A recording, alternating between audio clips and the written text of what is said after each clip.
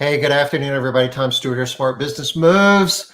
It is On the Spot Thursday, and our super secret guest, if you hadn't figured it out already, is Derek Christian. Hey, Derek, how are you?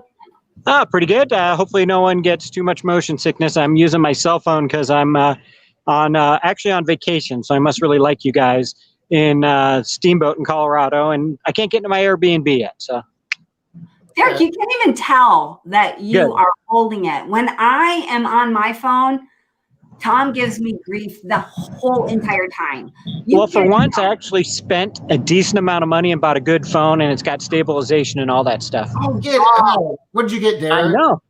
Wow.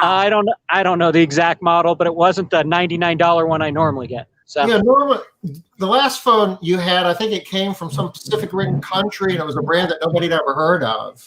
Republic Wireless, and it's $12 a month. Yes. What the heck? I'm actually on T-Mobile now. Big upgrade. So. Wow. I'm going to credit Laura with this upgrade. I mean, she's been a good influence on you, Derek. Oh, this is He has a real phone. Look, I mean, that's amazing. If I was on like this, you would totally be giving me grief about helicopters and how loud it was. And he's perfectly still. Well, half the issue with you, Liz, is you're like lock yourself in a car with the windows rolled up and you're getting ready to pass out. And then your phone gets hot and then it dies. And we're trying to figure out how to have a 911. We don't even know where you are. And Liz, you also cannot talk without your hands. So when you're talking on the phone, it's doing this. Whatever. That's true. But you got to be fair. Tom would not be happy if he didn't have something about me to complain about. Tom, that's true. Complaining about Liz makes me happy. Yes. Exactly. There we go. We let you have it. Before we jump into On the Spot, let's talk a little bit about what we're doing next week. All righty. Liz, you want to walk us through this? Sure. So next week, we're going to have Candace Rodriguez. For those of you guys that don't know her, she is Diana and Chad's daughter that works in their company, Natural Care Cleaning, down there in, where in Texas is this? Houston, Texas. Candace runs their operation. And one of the things that she does that is freaking amazing, y'all, is her networking. So she has some amazing networking strategies that I'm super excited. Hey, Marlo, that I'm super excited for her to share with us. Be there if you are having to do any kind of networking, and don't be worried. Derek, middle. I have to go last. Derek, get back in the middle. Don't be clicking out. How you did. There you go. Good job, Tom. And then, and then after that, we have Sandy Vieso. I can't pronounce her last name. She'll tell us how to pronounce it. But Sandy is going to be talking to us about building a lifestyle cleaning business. So maybe your goal is not just, I want to be the biggest company out there. My goal is a $2 million company in 5 years, whatever your goal is. Maybe you just want to have a company that earns you enough money that you can live very comfortably, and you're employing people that make your life easier, but you still have time for your family and for the other things that you want to do in life. So Sandy's going to talk to us about that. It's something that I don't feel like people talk enough about. And there are some definite struggles that companies that are trying to stay small and strong have. So she's going to talk to us about that. I love that. Most of you know Sharon Cowan, and we would love to talk with Sharon Cowan about financial health during these unprecedented times, because keeping your finances under control is not trying to figure out where things are going. Oh yeah, and sorry, here we go with my hands. I see what you're talking about, Derek, why my phone might cause a little bit of a problem. All right. And then we have a secret guest. Hey, Tom, did you have a clue for our secret guest on Thursday? You're welcome, by the way. I thought that this was your turn to do the clue for the secret guest. I I gave the clues about Derek. Would you like me to recap all those clues? Yeah, why don't you share everybody the clues about Derek, did you hear the clues that I did about you? I have no idea you gave clues. Yeah, I give clues every day. So the first clue was he. See that? That's a good clue right there. I mean, that just like cut out 50% of the population. He is very well known for his comic book collection. That was the first one. The second one was, you've heard about his comic book collection? Well, I'd like you to think specifically of DC Comics. Derek Christian. I thought it was so smart. That is witty. So good. And then what did I come up with after that? Was that when I said he's a very handy guy? No, that was, I think, the You did say that. I did. I think that was yesterday's. And I can't remember what the other one was. Anyway, I did come up with all the clues, Tom. So I'm thinking it's your turn. Is it my turn? Yeah. Well, how about we start sharing clues on Monday? So now you understand my struggle, Tom. Yeah. You got to be quick. All right. We'll start on Monday, but we're going to give you good ones. So Marlo, looks like you are going to have to come up with all of the questions for on the spot because you're the only person who's actually checked in yet. Hope you have lots. We've got a few people watching. They're not in the chat yet, but if you can hit us up with questions in chat, and we'll be glad to answer them. And as soon as we run out of questions, we'll go ahead and call it a day, right? Yeah. And Derek is on vacation right now, so he is not going to be complaining.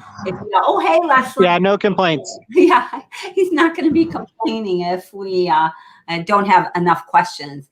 He's in, what's the name of this place, Derek? Oh, hey, Linda. Steamboat Springs. Whenever. I can't get my phone to be quiet. Sorry, guys. Probably something. I could do it remotely. And for QuickBooks. My goodness. She's done these before, right?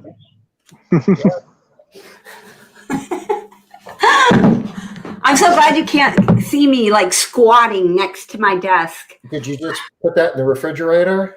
So that is, I accidentally switched my Voxer over to, the one that just starts the speaker thing. Yep. Even when you are silenced, even when your phone is silenced, it's like, oh, but you really want to hear Voxer, right? No, I don't. Hey, Rosemary. Hey, Starlene. Hi, good to see you guys. Oh, I know. That's right. Can you guys still hear it? I'm sitting on my phone right now. Can you hear it talking? You can't hear it, right?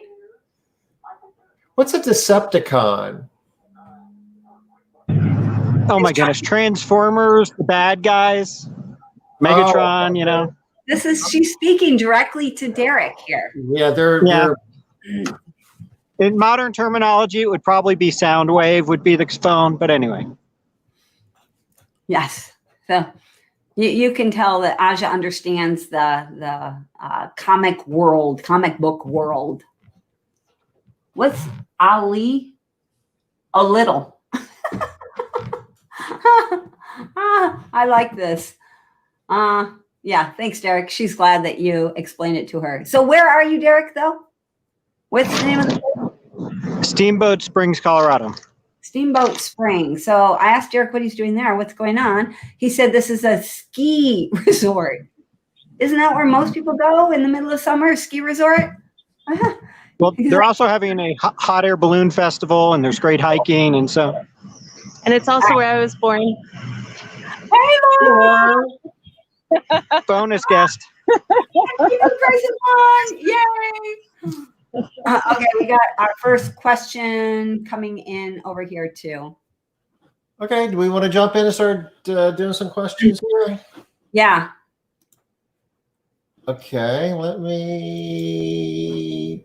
Tom, are you first? I guess I would be. All right. I'm still finding. I had some questions that we rolled over from last week. Remember? Oh yeah, I found them. Okay. And what do we do that? That's good enough. Okay, doke.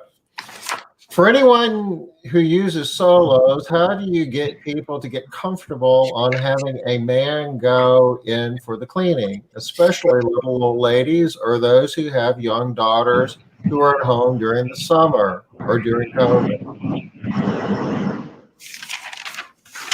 Okie dokie. I'm first. Yeah. Dang it, Tom. It's gonna Yeah, go fast. we don't do solos, so I don't have a ton of firsthand experience with this. Over the years, though, we have had situations where clients were uncomfortable with a male in the home, even if it were a team, and we found that if we got that feedback, then we would make a note and make a habit of trying not to send a male to that client's home, and it was pretty much simple as that. And as far as the other details, I'll leave this to Derek, who's got a lot more experience with solos. Okay. I've used solos in a couple different companies. And the first thing we do is just sell the benefits of the guys. Normally, we sell how good they are at scrubbing and kind of play up the stereotypes that the guys are a little stronger and a little more physical. Of course, we just get into the details of how long they've worked for us, that they're background checked, that we've never had any problems. About 80% of the time it works, but there are some things that can't be overcome, particularly culturally. There's some Asian cultures where a woman cannot be in the house with a man who's not her husband unless the husband's there. And you're just not going to be able to overcome those issues. You just have to schedule around it. But most of the time we could just sell, Joe's great. He's been with us for years. People really love him because he really scrubs things that other people don't get. He'll pick up the couch and get under the corners. We'd make a big deal about that type of stuff. Very good.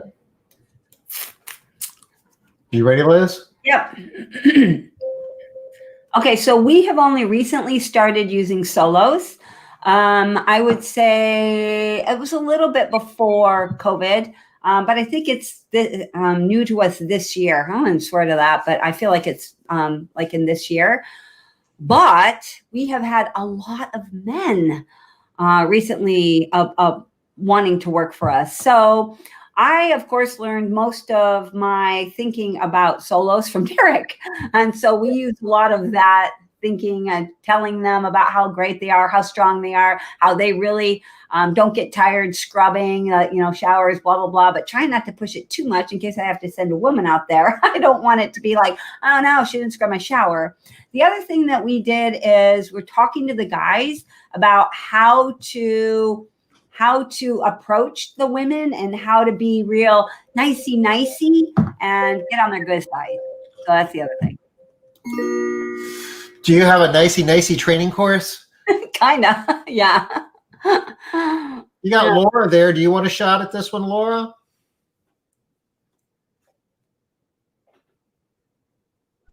Huh? She said she wasn't paying attention and she doesn't do solos. Okay, fair enough. Well, maybe the next one. All right. Anybody else have a question? Because if not, I'm going to give one of the questions that I have here. It doesn't look like we have any there, Tom. So here is mine.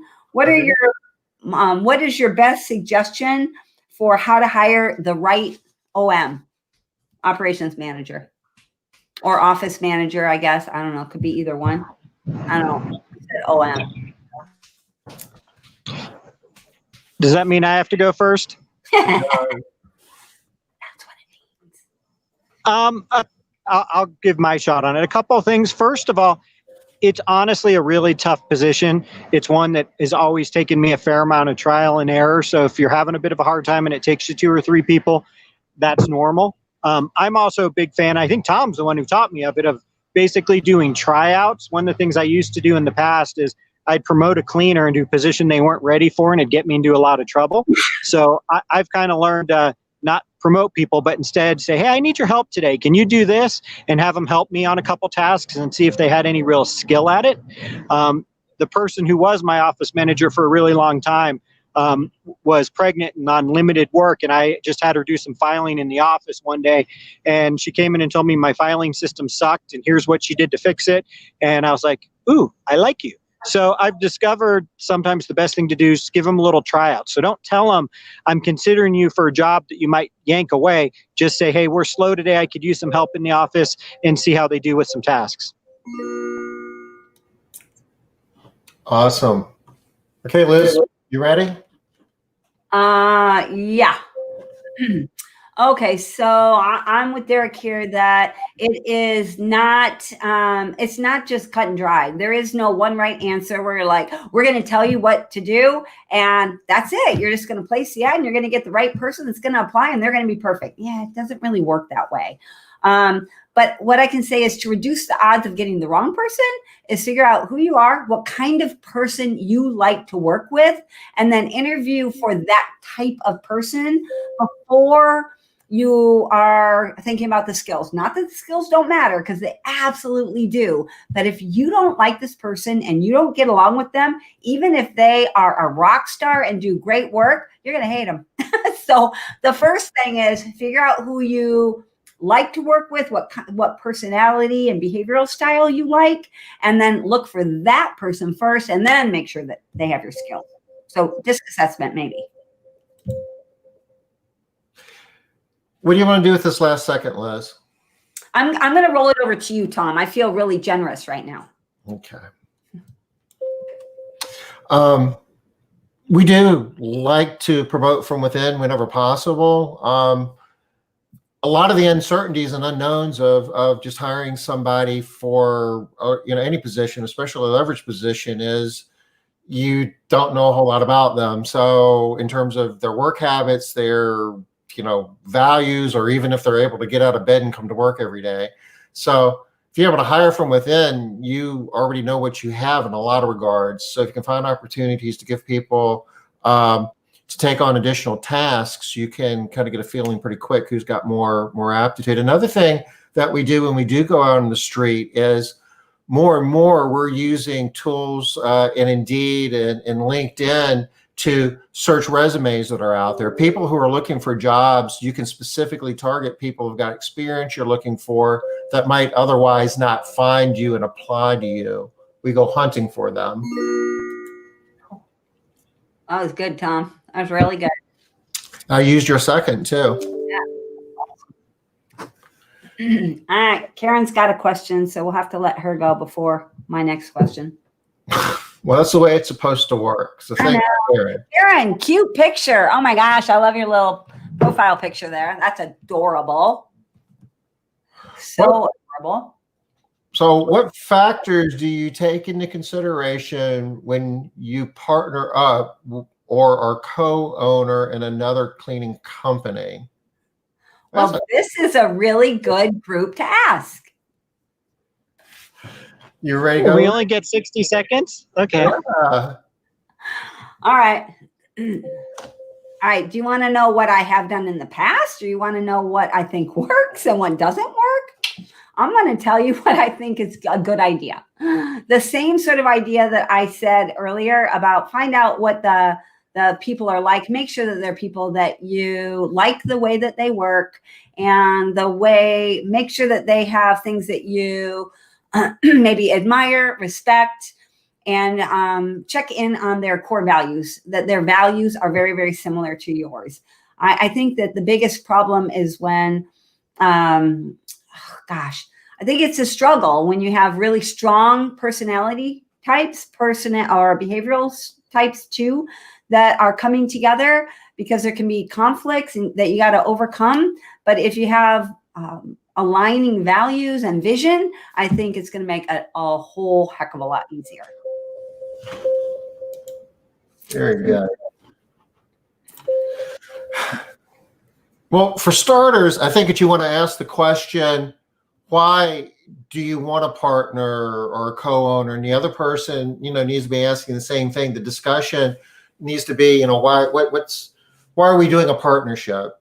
And the assumption would be that there's synergy, that the whole is greater than the individual parts. So you need to figure out, where is that synergy coming from?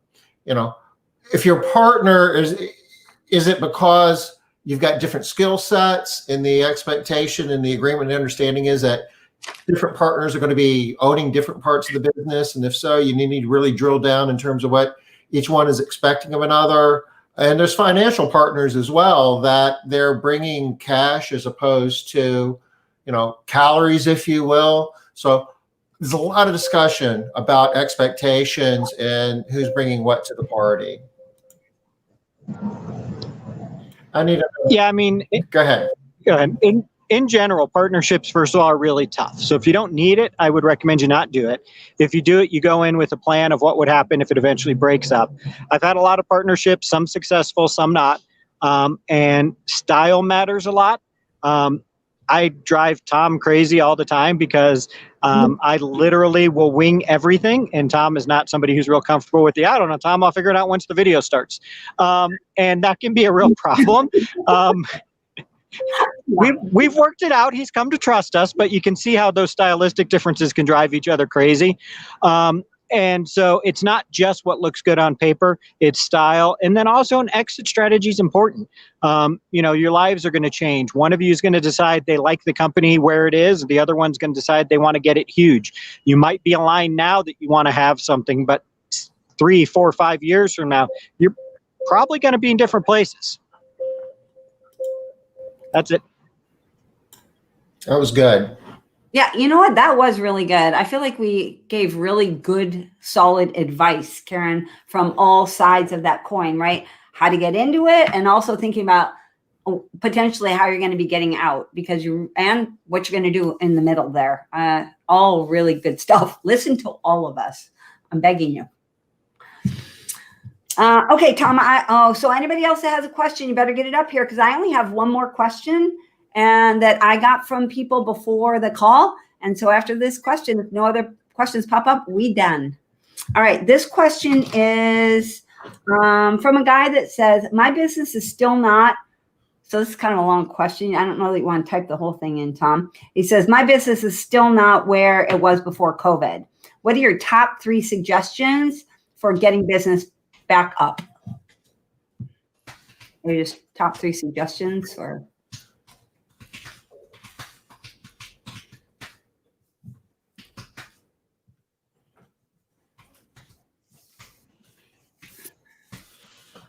We know what the question is. Yeah.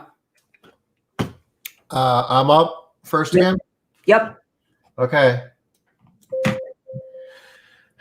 Once you start ramping back up from COVID, obviously, your first opportunity, I don't know if it's obvious or not, but I would start going back and looking at your old recurring clients and the ones that haven't come back yet. And communication plan is critical. You want to be, and hopefully if you, ideally you would have been communicating with them, all through the COVID process. If not, now's the best time to start. Let them know what you're doing as a company, all the safety precautions you're taking to keep your employees safe and keep your clients safe, and trying to make them comfortable that they're going to be better off with using you cleaning their home as opposed to not having anyone. Because if you lost those customers because of COVID, there's usually safety concerns, and communicate and try to alleviate those. That would be the place that I think you find the lowest hanging fruit. Yep, Derek? Yep. My advice would be to advertise. There are people that are looking for cleaning services, and so many people have cut back that you can get those people by advertising. And a lot of cleaning companies honestly closed it or didn't make it, and people are looking for new providers. Also, open yourself up to things you maybe wouldn't have done before. We've never really liked the one time. Our preference has always been reoccurring. But right now, we're more than happy to take on one times. And the real estate market is oddly extremely fire hot right now. So there's a lot of turn cleans, a lot of move cleans right now that normally in the past we didn't want to do as much of, but we are now, and actually charging more now than we did before COVID because they're a pain in our butt and we want to get paid properly for it. So those would be my two pieces of advice. There are people buying and you need to find them, which is advertising, and then open yourself up to doing things maybe you wouldn't have done before, like real estate. Very good. Very good. Ready, Liz? Yeah. Okay, so I knew about this question because it was asked to me, so I already had my 3 answers. And the first one, nobody's going to like this one, but my answer is Yelp. Right now, Yelp is hot. Lots of people are talking about how hot Yelp is, and it's been hot for me right now, too. So if you haven't looked at Yelp recently, maybe check it out. I don't know if they're responding to the COVID crisis by lightening up their algorithm, but reviews are popping in a much better way on Yelp right now. The second thing for me is networking. If you haven't been in networking is so freaking easy right now, y'all. You can just get on a Zoom meeting or Ring Central or whatever. Easy. And you can get, people are pushing business through networking, which is so easy, no time. And the third is property managers. Like Derek said, it's just a hot market right now. There's a lot of real estate out there. Property managers. Hands. So I would have thrown my phone if I'd been on the phone right now. All right, so we have no more questions. I know we're supposed to end, but I actually have a question that I thought maybe I could throw out there. It's my personal question. Derek's like, Liz, it's hot. I want to go inside. My Airbnb's ready. No, that's fine. You can explain it to Laura later. It's okay. I'm sorry, Laura. Just one more question. All right. So are you guys okay with me asking a question?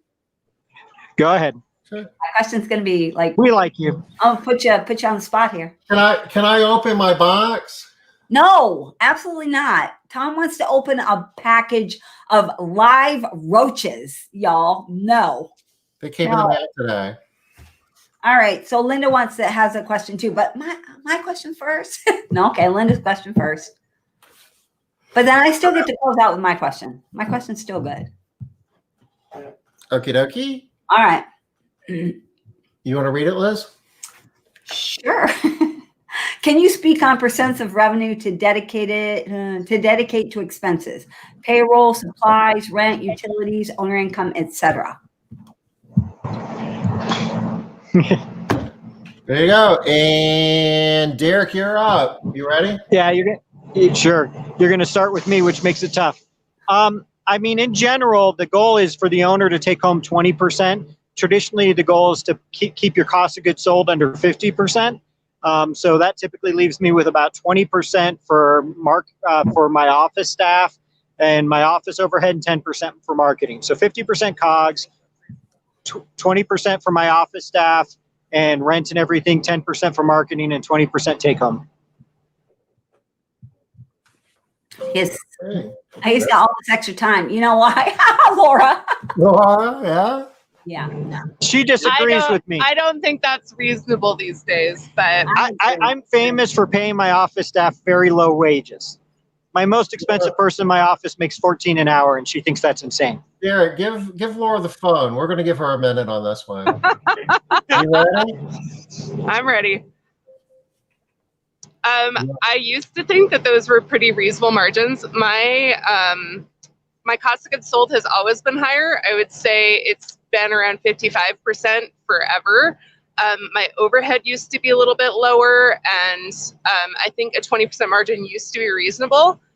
In my opinion, I don't think it's reasonable anymore. I think that wages have gone up so much faster than we've been able to raise prices, at least in my area. The need for benefits and things like that has gone up. I mean, we're talking like in 2010, I think that was really reasonable. And now I'm charging $45 an hour. And,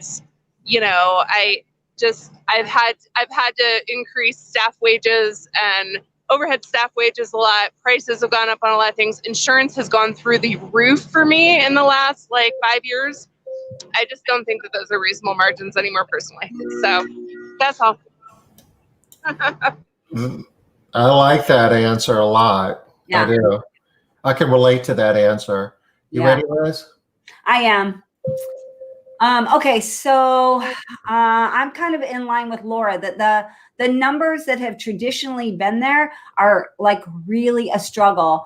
In our MMA groups, one of the things that we track are 5 KPIs. We track revenue, we track your payroll percent to revenue, we track the number of clients, your number of employees, and profit, right? These 5 numbers.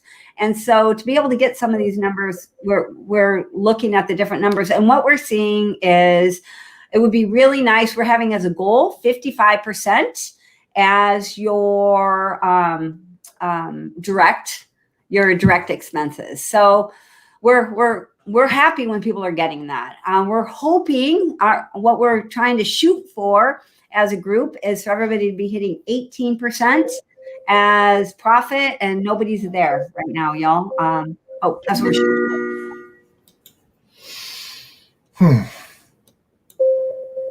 Yeah, I'm kind of there too. The earlier question about how do you get your business back from COVID, the real challenge for a lot of us, I know within our cleaning businesses, is labor. We're supply constrained, so we're raising our wages. We're starting to implement additional benefits. We're having to create better jobs, I guess, from a compensation package standpoint, just to be competitive in the marketplace. And because of that, the metrics that Derek shared are textbook, and that's really where you want to be. And foundations, that's the way that we've taught it for years. We're basically giving up margin at the moment just to maintain the volume and demand, and we're changing our pay plan as well, going away from commission to job ticket hour to make it easier for us to get that margin back. Hopefully within the months ahead. And there is realistically some differences in market. The 2 primary markets that I'm used to operating in is my brother's business in Texas and then Cincinnati, where $12 an hour is still a pretty decent wage, and you can rent an office for $600. Yeah, that doesn't sound like real life, Derek. That sounds like, hey, you guys saw the lease we had on our business in Dayton, $650 a month, all utilities included. So yeah, I know. It still sounds like a fantasy, though.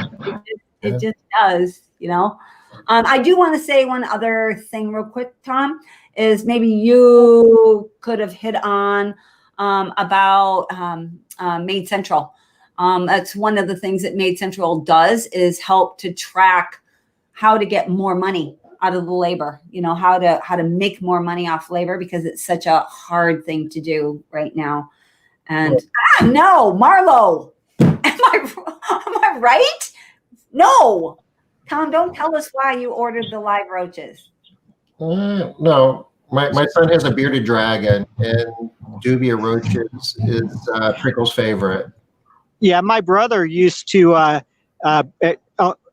keep his roach breeding enterprise in the back office of his cleaning service down in Dallas, because he also breeds reptiles. So he would breed roaches in his cleaning service. I'm like, Sean, we need to not market that. It's not good for the brand. Oh, this particular breed of roaches, they're indigenous to South America. And yeah, no, the big South American ones. Yeah, they're really cool. I could open it, but they kind of go everywhere when I do. They do not reproduce unless the temperature is 90 degrees, though. So, like, if they get out of your home, as long as it's air conditioned, they won't leave. Yeah, Sean used to keep them in a tank with a heat lamp and a bunch of, he would throw food scraps in there, so he'd have a never-ending supply of roaches. Oh. Yeah, we've bred them before, too. All set of problems that we don't have time to get into, so it's just easier for us to buy them. But did you seriously say that when you open them, they're going to go everywhere? There's a process you have to go through. It would not be smart for me to open this just sitting here, right here with the box. But yeah, they scramble, and they are fast. But yeah, certainly, we build a lot of software in Made Central with the primary focus of trying to maximize the return off of our labor, and that kind of fit into that answer as well. But that's a long discussion. That's a long story, but I like you to tell it Tom, whenever you have a chance, just because it really is such a big piece of this business that people don't. Yes, creepy, crawly, grossness. Tom, why you got to bring your grossness to the Facebook Live? I could go get Pringles, the bearded dragon, and a roach and watch him eat. It's What? pretty cool, actually. Yeah, no, Tom. You're right. So Liz, question. Yes. Okay, my question. Thank you, Derek. Okay, so my question, last question, y'all. My question was, what are you guys planning for 2021? Like, what's on the books for you in 2021? Like, do you have any goals set up yet? Have you figured out where you're going, what you're going to do? Derek, I'm sure you got a bunch of stuff going on because your life is like so in flux right now. I'm just curious. Well, not only that, I think it's your turn to go first, isn't it? And it's your question. I'm asking you guys the question. Well, you're first, Liz, so you want to share? Yep. Answer your question while we compile ours. No. So I wasn't going to answer this question. Okay, so what am I doing in 2021? So I think I will be spending a lot of time locally networking in my area for American Made. I haven't spent a lot of time locally building our brand. So I'm going to be doing that in 2021. It's going to be my main focus. I'm also planning on building up the MMA groups. I really want to see the operations manager group grow. And I'm hoping to be able to do something with Made Central, some coaching around Made Central and the Made Central way, and working a little bit more on that. I also really love speaking. Y'all know that. So I have a couple of speaking engagements set up here locally, and I'm hoping to get on with maybe my daughter's company for a big presentation too. Wow. 2020 seems like a long time away. I'm still trying to figure out how to make it through 2020. We do have a lot of big plans for Made Central, though, and we're taking the actual software and we're kind of reverse engineering the business philosophies associated with the software to build more of an ecosystem, if you will, where there's a business methodology that if you want to adopt in your business, and it's a proven and successful methodology, if it works for you, then we got a really good piece of software for you.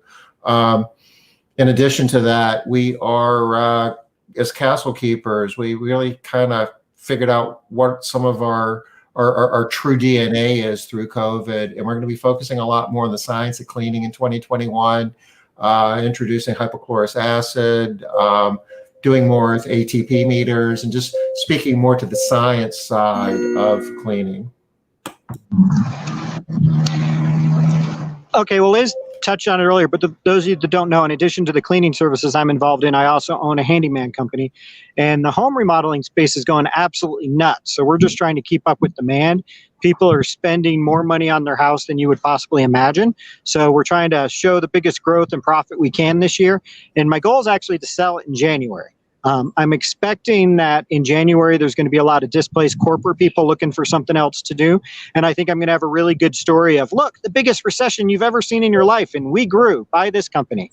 As far as the cleaning services go, all the cleaning services I'm involved with, we're hopeful for there being a good year, but we're trying to be kind of liquid because the situation is 2008 and 2009 were the two best years I ever had owning a cleaning service because I got really great labor. And if the government would stop paying people not to work, I'm really hoping to get back there and build really solid teams, in which case I should be able to scale the cleaning companies too.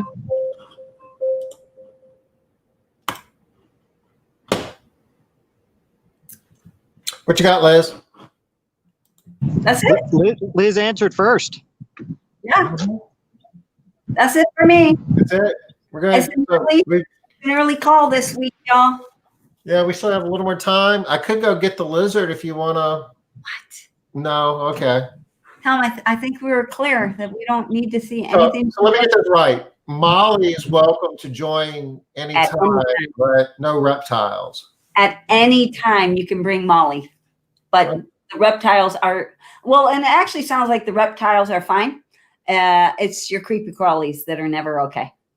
Oh, okay. So I can go get Kevin Snake, and if we we want to see him. He eats my. Next time, one of these days, we have to get my brother on the spot, and he can show you the snake and reptile room. Oh, that would be awesome. Actually, Sean would be an awesome. Sean would be interesting because he spends more than 60% of his time hunting instead of in the office. He constantly reminds me that I think I'm the smarter brother, but he works less than me and makes plenty good money. And he runs his company with a military discipline and culture, which is different than just about anyone else I know. And if he could actually give us a tour of, I'll call it his home. Yeah, I'm pretty sure I could talk him into showing off the snake room. The ranch. No, the compound. It's The compound. 15,000 square feet on 50 acres in the middle of nowhere. Hey, Derek, really, can you hit up Sean and see if he will do a show? I know he values his time. I'll bug him. Hit him up. No problem. All right. Snakes over roaches any day. I agree. Snakes over roaches. Yeah. And mice, even rodents over roaches. Roaches are no, not good. All right. So that is a wrap, right, Tom? I think it may be. For the week. All right. Derek, thank you for your help today. Laura, thank you for your patience today. Yeah, thanks, Laura. I'm sorry to take away from your vacation time. You guys have fun. All right, we'll talk to you guys later. Bye. Have a good weekend. We'll see you here Monday. Candace will be with us. It'll be good. 5 o'clock Eastern. Bye-bye. Bye, y'all.